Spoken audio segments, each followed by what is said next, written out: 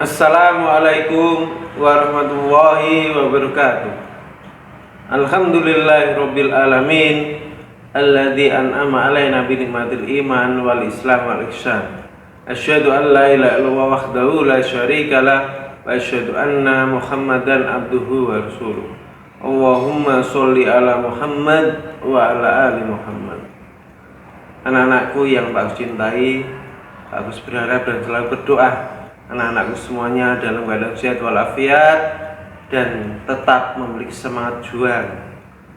Saya yakin anak-anak sudah mulai bosan ya, karena belajar dari rumah, tapi tidak menyurutkan semangat seorang pelajar. Pelajar tetap semangat, mau belajar dari rumah, di sekolah, dimanapun kita tetap belajar.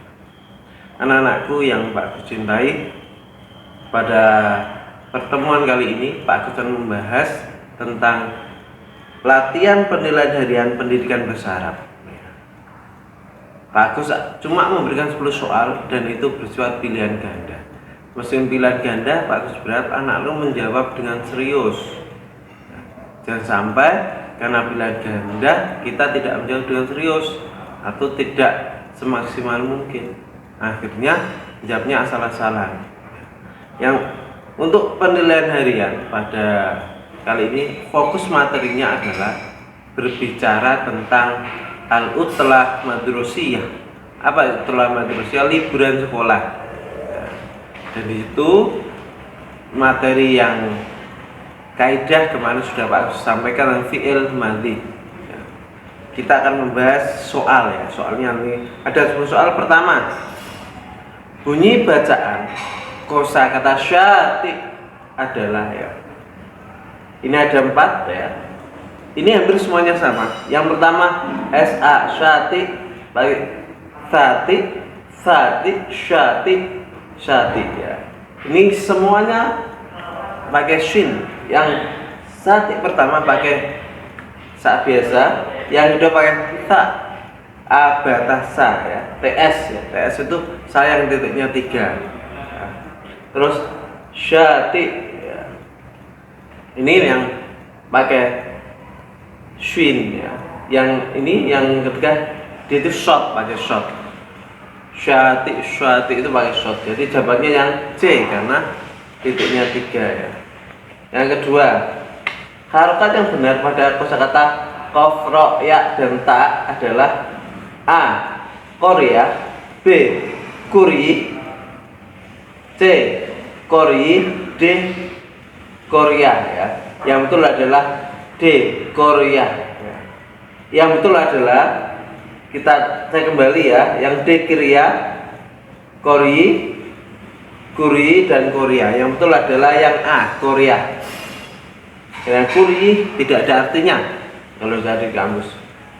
Kori juga tidak ada artinya. Korea juga tidak ada artinya. Yang betul adalah Korea karena ada artinya. Artinya desa Korea. Terus ada kalimat, soal yang ketiga adalah berhubungan tentang memahami kalimat ya. Nah, mungkin bahasa Indonesia mudah, tapi kalau bahasa Arab agak susah ya. Kalau tidak belajar. Nah, nahnu jalasna alal kursi ya. Kita artikan dulu, nahnu itu kita, ini kata ganti. Jalasna duduk, alal kursi di atas kursi. Ya, kita temukan di mana yang pilihan A, aku duduk di atas kursi, jelas tidak. Kalau aku itu ana, berarti di sini nahnu, berarti salah. Yang kedua pilihan kamu duduk di atas kursi, kamu itu anta, berarti bukan. Yang C, kami duduk di atas kursi, berarti jawabannya yang C. Kalau D, dia jelas bukan, dia itu huwa atau hiya. Jelas ya, jawabannya C, kami duduk di atas kursi. Kita lanjut soal yang keempat ya. Gambar yang sesuai dengan kosakata mathaf ya. Yang pertama untuk menjawab soal yang gambar ini kita harus tahu dulu kosakata itu artinya apa. Mathaf itu di sini artinya adalah museum. Berarti kalau kita sudah tahu artinya museum, kita akan mencari mana sih gambar 4 ini yang menunjukkan gambar museum. Yang pertama jelas bukan, itu gambarnya air terjun. Air terjun itu salal ya, bukan mathaf. Yang gambar B Pilihan yang B itu gambarnya gunung. Gunung itu bukan madhab, gunung itu jabal. Yang C itu candi, candi itu makbar ya. Yang terakhir D itu gambarnya museum, berarti madhab. Jawabannya yang D. Jadi untuk menjawab soal yang kayak gini harus tahu dulu arti kosakatanya, baru bisa jawab. Kalau nggak tahu arti kosakatanya, ya tidak akan bisa menjawab. Kalau kita nggak tahu artinya. Terus soal yang kelima, kalian disuruh memilih fi'il madhi yang sesuai dengan isim domir ya.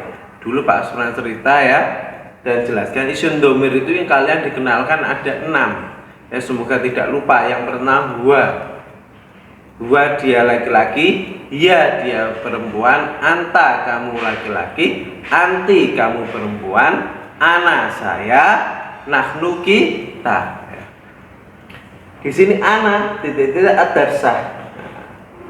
Kalau ana ingat adalah fi'lul madhi. Fi'il madhi itu kata kerjanya berubah mengikuti isim domir atau kata ganti. Kata gantinya itu ada berapa? Ada 6 tadi. Kalau ana ingat, ana itu berarti dia mendapat tambahan di belakang apa? Masih ingat? Dibuka lagi video selanjutnya ya. Ana itu kata ganti di belakang tambahnya adalah tak disukun. Kalau ana qara'tu, ana sami'tu ya, seperti itu ya. Ana dhahabtu tambahnya tak di belakang. Kita lihat tak di belakang dan di doma. Doma itu ya tak belum gerak gini kalau nggak tahu doma ya. Pertama katabta, apa masuk? Iya ini tah tapi berharap fathah. Jelas tidak, katabta itu untuk anta, berarti yang A tidak sesuai. Yang B katabti ya. Ti itu menunjukkan anti, berarti tidak. Sementara di sini domirnya A. Nah, yang C katabtu ya, betul. Nah, karena A. Nah, yang D katabat, katabat itu untuk I ya, berarti jawaban untuk 05 adalah C katabtu ya. Ingat, ana dapat tambahan tak di doma. Yang selanjutnya, pada soal ke-6 ini anak-anakku diminta untuk melihat ada sebuah bacaan, cuma bacanya ini bahasa Arab. Kalian suruh melihat ada berapa fi'il madhi yang terdapat dalam bacaan itu. Misal, ini Pak Agus baca dulu bacaannya dan Pak Agus sambil artikan biar anak-anak tahu. Huwa Ahmad, huwa tilmid, huwa dhaba ilal masjid, hiya Fatimah, hiya dhabat ilal maktabah. Huwa Ahmad, dia Ahmad. Huwa tilmid, dia seorang siswa. Huwa itu kembali ke Ahmad, dia Ahmad tadi. Dhaba, pergi ilal masjid, ke masjid. Hiya itu Fatimah. Hiya dia, Fatimah. Hiya dia, dhabat, pergi ilal maktabah, ke perpustakaan. Jadi di sini ada berapa fi'il? Fi'il itu kata kerja, berarti di sini ada dhahaba. Huwa dhahaba itu yang pertama, pergi yang kedua miliknya Fatimah, dhahabat. Berarti fi'il madhi yang ada di soal ke-6 adalah ada 2, dhahaba dan dhahabat. Silakan digarisbawahi nanti ya. Dan perlu Pak sampaikan ya, dalam bahasa Arab itu kategori kata itu ada 3, biar anak-anakku juga agak belajar ya. Kata itu ada 3. Apa 3 itu? Yang pertama isim, kata benda. Yang kedua fi'il, kata kerja. Yang keempat huruf. Huruf itu biasanya huruf kata tanya, kata penghubung. Misalnya kam, berapa, itu huruf. Terus hal, apakah, itu masuk huruf. Terus fi, di dalam, itu masuk huruf ya. Terus baina, di antara, itu masuk huruf ya. Yang fi'il itu kata kerja, ada zaba, pergi, kataba, menulis, sami'a, mendengarkan ya. Untuk ciri-cirinya besok akan kita Pak Gus bahas ya. Kalau dibahas ini terlalu panjang ya, ada video sendiri bagaimana menentukan ciri-ciri isim, ciri-ciri fi'il, dan ciri-ciri huruf. Kalau bisa menentukan ini, insya Allah anakku akan bisa memahami dan lebih paham lagi ya. Di sini Berarti soal 6 ada dua fi'il madhi, yakni dzaba dan dzabat. Jawabannya B. Yang ketujuh, kata kerja yang melengkapi percakapan berikut ini. Jadi dalam materi kemarin masyarakat itu ada khiwar ya, anak-anak bisa dibuka di video Fan Arabic, itu ada khiwar ya.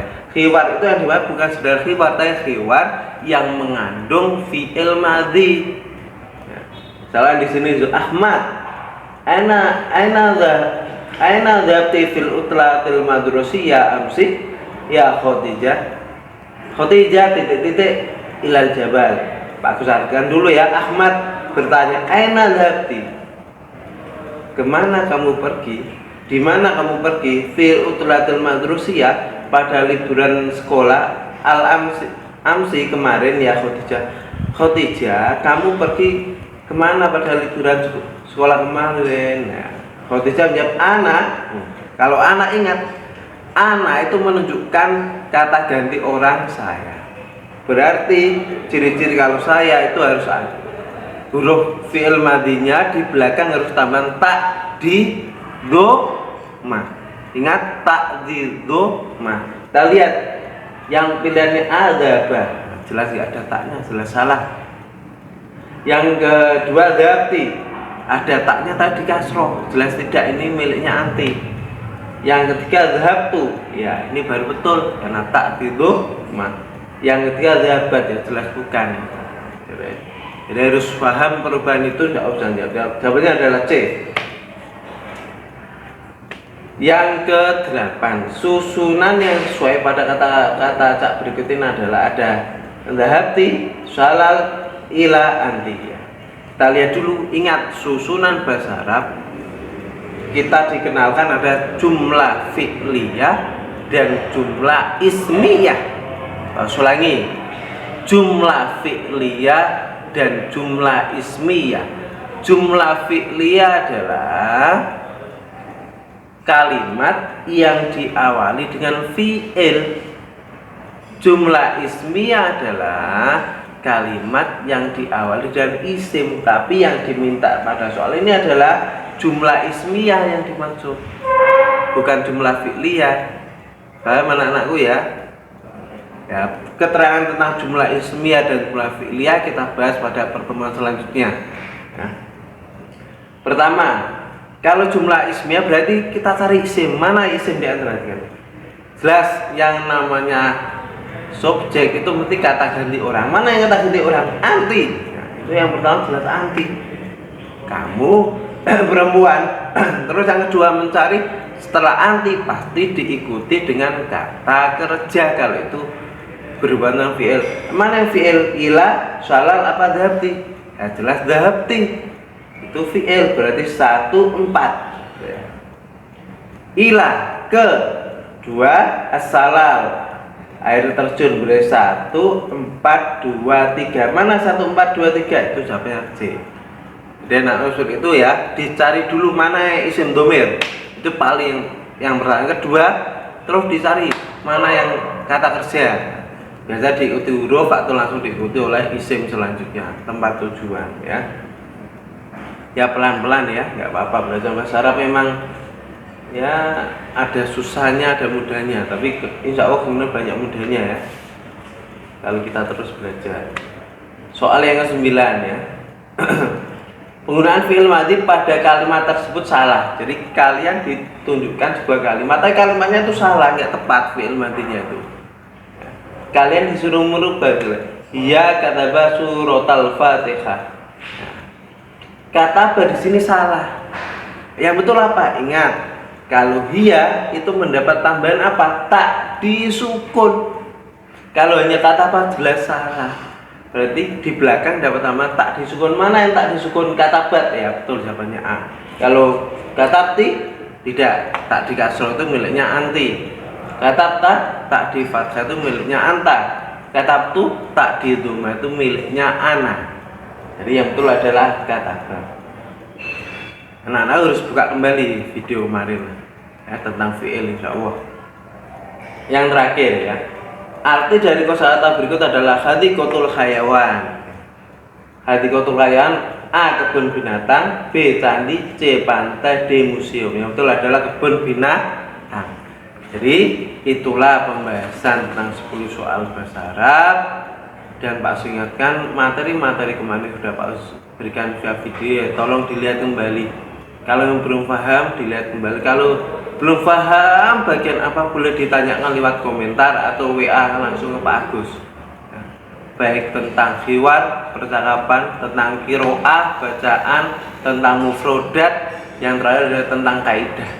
Memang yang agak perlu pemahaman lebih adalah tentang kaidah. Nah, kaidah itu kalau dalam bahasa Indonesia itu tata bahasa, kalau dalam bahasa Inggris disebut grammar. Nah, jadi harus paham grammarnya ya. Ngomong tidak ada grammarnya juga sulit dipahami orang lain, kira-kira seperti itu. Tetap semangat anak-anakku.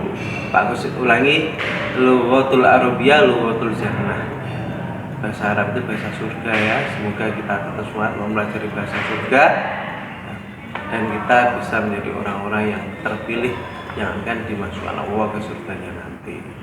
Terima kasih, kurang lebihnya minta maaf. Nun wal qalami wa masturun wa billahi taufiq wal hidayah wa ridha wal inayah. Wassalamualaikum warahmatullahi wabarakatuh.